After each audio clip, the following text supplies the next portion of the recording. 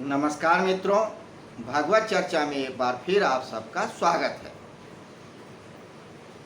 हम लोग भगवत गीता के 18वें अध्याय मोक्ष संन्यास योग पे चर्चा कर रहे हैं। 35 श्लोकों तक हम लोगों ने बात किया है कल तक। आज हम लोग 36वें श्लोक पे बात करेंगे। हम लोग इस अध्याय में जो चर्चा कर रहे हैं वो ये कर रहे हैं कि कर्म ही हैं जो मनुष्य को बांधते हैं। कर्म ही मनुष्य को बांधते हैं।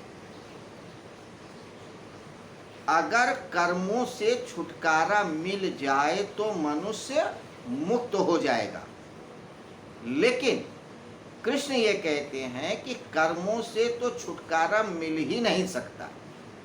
कुछ न कुछ कर्म तो आपको करना ही पड़ेगा। पेट के लिए रोटी कमाना ही पड़ेगा, सर के ऊपर छत बनाना ही पड़ेगा, सामाजिक रिश्तों को निभाना ही पड़ेगा, मनोरंजन तो करना ही पड़ेगा। तो ये सारे कर्म जब करने ही पड़ेंगे तो आप बंध ही जाएंगे। तो फिर मुक्ति का रास्ता क्या? कर्म आप छोड़ नहीं सकते हैं। क्या आप मुक्त हो जाएं? छोड़ने का कोई तरीका ही नहीं है। घर छोड़ेंगे वन पकड़ लेगा, वन को छोड़ेंगे समाज पकड़ लेगा। कोई न कोई वस्तु, व्यक्ति, सिद्धांत पकड़ ही लेगा आपको। फिर रास्ता क्या?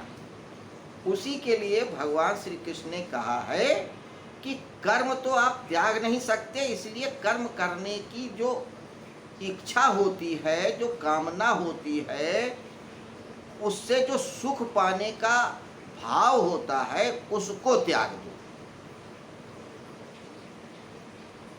आप मुक्त हो जाओगे।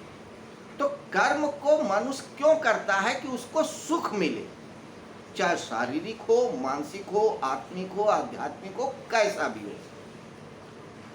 कर्म करता ही इसलिए कि उसे सुख मिले। बहुत से लोग दुख भी चाहते हैं, लेकिन वो दुख के पीछे भी कुछ न कुछ उनको आराम की, एक सुख की अनुभूति होती है, इसलिए दुख को चाहते हैं। वरना दुख को कौन चाहेगा? कोई नहीं चाहेगा, न मनुष्य और न जानवर, न कोई जीव। तो सुख की जो आकांक्षा है यही कर्म कराती है। तो पहले भगवान श्री कृष्ण ने क्या कहा कि कर्म को करते समय होश पूर्वक देखो कि कर्म की प्रवृत्ति क्या है, सात्विक है, राजसिक है, तामसिक है। अगर आप सात्विक कर्म करने जा रहे हो तो सावधान हो जाओ।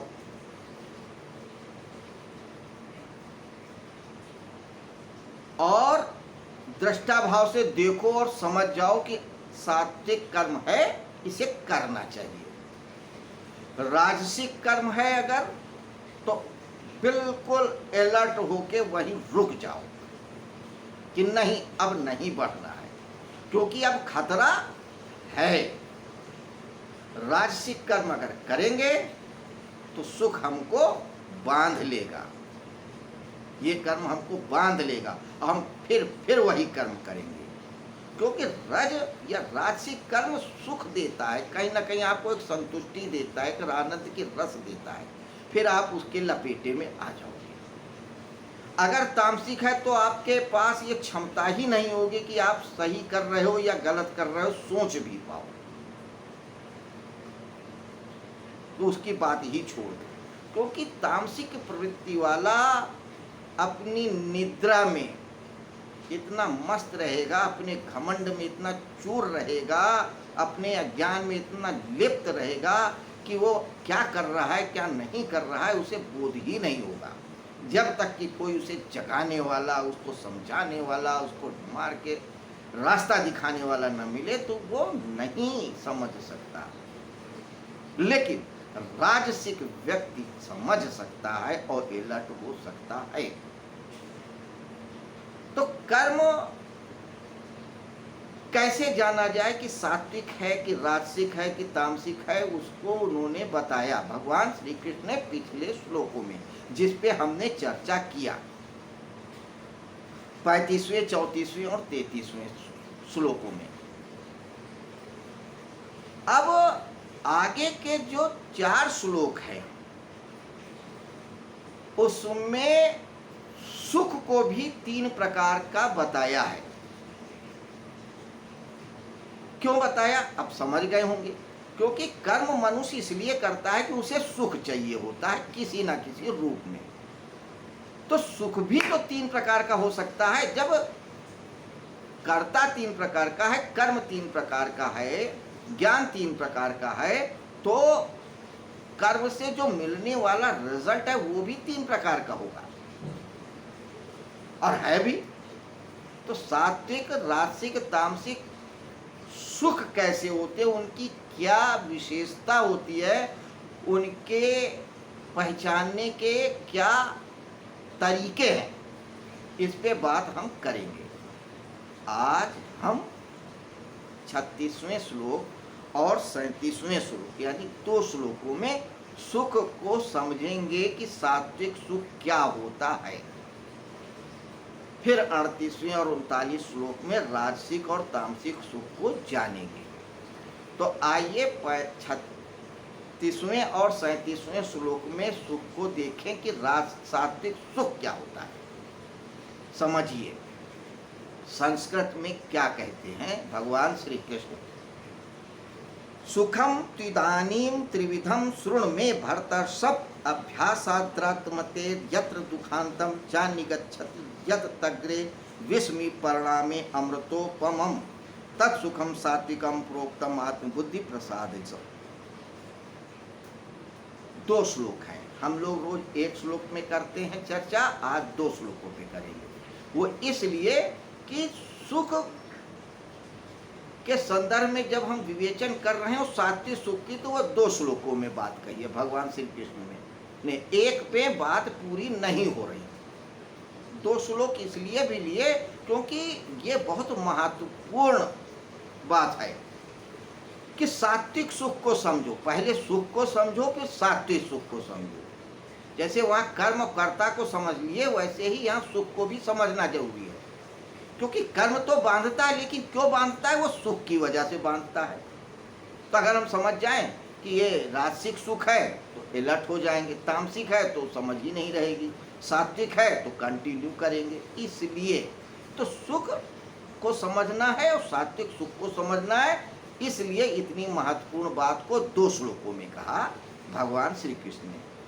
तो हिंदी में क्या कहते हैं कि हे भरतवंशियों में श्रेष्ठ अर्जुन। भारतवंशियों में श्रेष्ठ अर्जुन, भारतवंशी।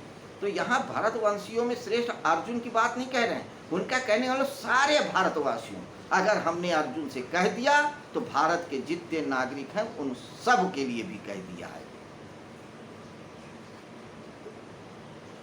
एक अर्जुन के लिए नहीं कह रहे हैं, भगवान कह भी नहीं सकते हैं। वो जो बात कहते हैं सब के लिए कहते हैं। सर्वजन हिताय कहते हैं और बहुजन हिताय कहते हैं। तो सर्वजन हिताय बहुजन हिताय भगवान श्री कृष्ण कोई भी बात बोलते हैं तो कहते हैं भारतवंशियों में श्रेष्ठ अर्जुन। कि अर्जुन को पहले उनकी श्रेष्ठता का आभास कराया। क्यों?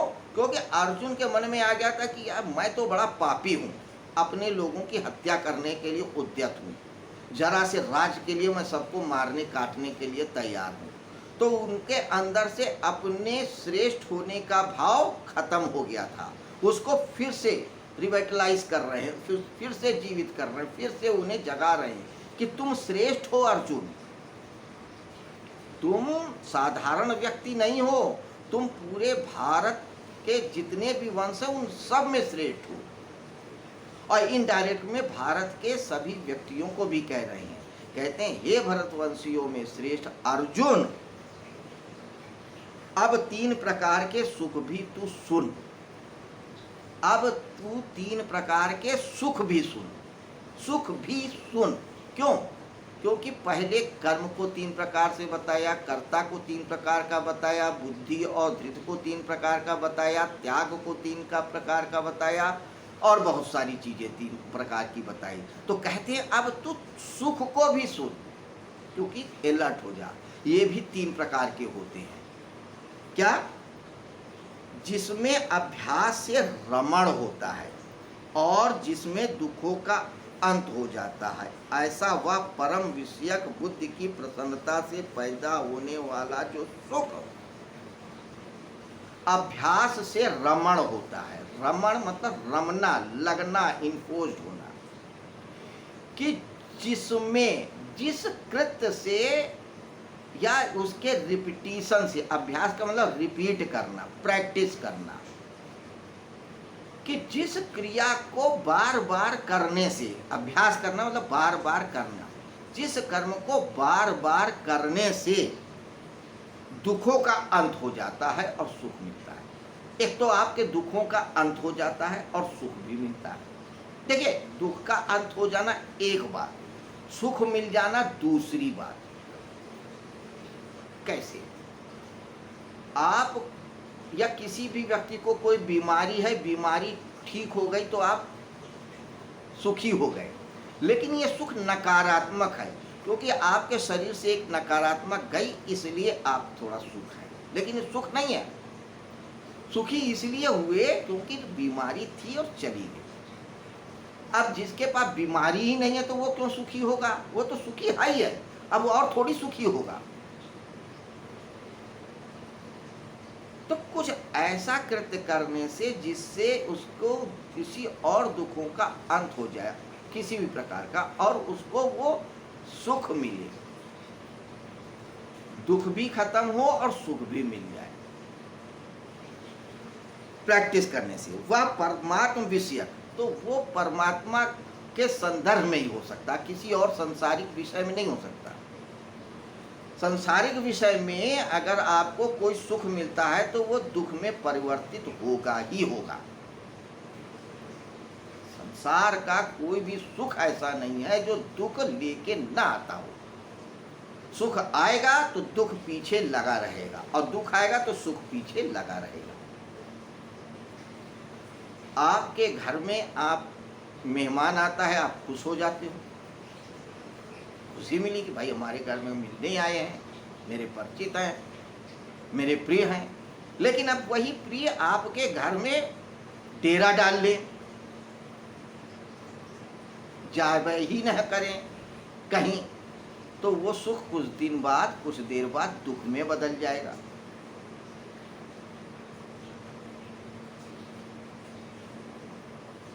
आपको कोई मिठाई या मिष्ठान प्रिय है, रसगुल्ला प्रिय है, कलाकंद प्रिय है, आपको ले आया कोई कि भाई आप खा लीजिए कलाकंद, आपको सुख मिल रहा है मिठाई खाने से। लेकिन अब वो बार बार मिठाई खिलाता ही जाए, पाव भर, आधा किलो, 1 किलो, बार बार जिद किए जाए, अब ये सुख दुख में बदल जाएगा। अरे हटाओ यार, कितना खाएं, तबीयत खराब हो जाएगी, और बहुत खा लिया, मन नहीं होगा, उल्टी हो जाएगी, वो दुख में बदल जाएगा। तो सांसारिक सुख दुख लेके आता है, लेकिन परमात्मा संबंधी या परमात्मा संबंधी कोई सुख होगा तो वो दुख में परिवर्तित नहीं होगा, नहीं हो सकता। परमात्मा को पाके, उस सत्य को समझ पाके, अनुभव करके कोई दुखी हुआ है आज तक सुना है आपने? न भूतो न भविष्यति, न भूत में आपने सुना पहले कि कोई व्यक्ति परमात्मा को पाके दुखी हो गया, और ना ही सुनोगे आप। संसार का सुख पा करके तो दुख आ सकता है। आपको बहुत बड़ा मकान मिला, आप बहुत खुश हो गए, कल को आप दुखी हो गए कि अरे भाई गुंडे मवालियों ने कब्जा कर लिया, या हमारे जो है दूर के रिश्तेदारों ने आगे कब्जा जमा लिया है, या भी उसकी हम मेंटेनेंस कैसे कराएं, रख रखाव कैसे करें, टैक्स कैसे दें। दुख हो गया, कष्ट हो गया। लेकिन परमात्मा को पाके कोई दुखी नहीं होता। तो कहते परमात्म विषयक सुख बुद्ध की प्रसन्नता से पैदा होने वाला जो सुख सांसारिक आसक्ति के कारण आरंभ में विष की तरह और परिणाम में अमृत की तरह होता है, वह सात्विक कहा गया है। अब मान लो कोई ऐसा कृत्य है जो समाज या संसार में आपके लगाव होने के कारण शुरू में तो दुख वाला लग रहा है, यार कहाँ से यार ये कष्ट आ गया, समस्या आ गई, लेकिन परिणाम में आनंद देने वाला होता है, तो वो सात्विक सुख कहलाता है। आज आप सवेरे उठ करके 5 बजे ध्यान कर रहे हैं, योगा कर रहे हैं, बड़ा कष्ट हो रहा है, जाड़े में रजाई में सो रहे थे, एसी में, गर्मी में एसी या कूलर लगा के सो रहे हैं, 5 बजे उठ रहे हैं जब ठंडी ठंडी हवा चल रही है, जब नींद आने को हुई है, जब नया खूबसूरत खूबसूरत अच्छा अच्छा सपना देख रहे हैं, उठना पड़ रहा है, कष्ट हो रहा है, दुख हो रहा है। यार अब गुरुजी ने कहा है ध्यान करना है, योगा करना है, नहाना है, प्राणायाम करना है, कष्ट हो रहा है। लेकिन ये कष्ट आगे चल के सुख में परिवर्तित हो जाता है कि आप प्राणायाम कर रहे हैं, योग कर रहे हैं, साधना कर रहे हैं, आपको शारीरिक आरोग्य, मानसिक आरोग्य मिल रहा है, परमात्मा की कृपा मिल रही है। तो शुरू में तो दुख दिख रहा है प्रारंभ में, लेकिन आगे चल के सुख में परिवर्तित हो जाता है। तो ऐसा सुख सात्विक है। तो सात्विक सुख क्या होता है ये हमने जाना, क्या कि सात्विक कि सुख पहले जाना कि सुख 3 प्रकार का होता है, फिर सात्विक, राजसिक, तामसिक। और सात्विक सुख क्या होता है, जो पहले दुख दिखता है सांसारिक आसक्ति के कारण, लेकिन बाद में सुख में परिवर्तित हो जाता है, वो सात्विक सुख है। और जिस चीज की प्रैक्टिस करने से, अभ्यास करने से परमात्मा का अनुभव होता है, आनंद मिलता है, वो भी सात्विक सुख है। तो ये कंडीशन से अप्लाई होती है सात्विक सुख के लिए। अब इसको और समझना है तो आप खुद इस श्लोक को समझें, मनन करें, चिंतन करें, समझ में आएगा। कल हम राजसिक सुख के बारे में चर्चा करेंगे, फिर तामसिक के बारे में चर्चा करेंगे। मगर चलते चलते आपको एक बार फिर से याद करा दें कि भगवत गीता में 700 श्लोक हैं, 18 अध्याय हैं, 4 लोगों के बीच वार्ता है, धृतराष्ट्र, संजय, अर्जुन और भगवान श्री कृष्ण। धृतराष्ट्र अज्ञान के प्रतीक हैं, संजय विवेक या दृष्टा के प्रतीक हैं, अर्जुन मनुष्यता के प्रतीक हैं, हिलते डुलते संशय में, और भगवान श्री कृष्ण ईश्वर और पूर्णता के प्रतीक हैं। कल फिर मिलेंगे अगले श्लोक पे चर्चा करने के लिए। तब तक के लिए नमस्कार और शुभ रात्रि।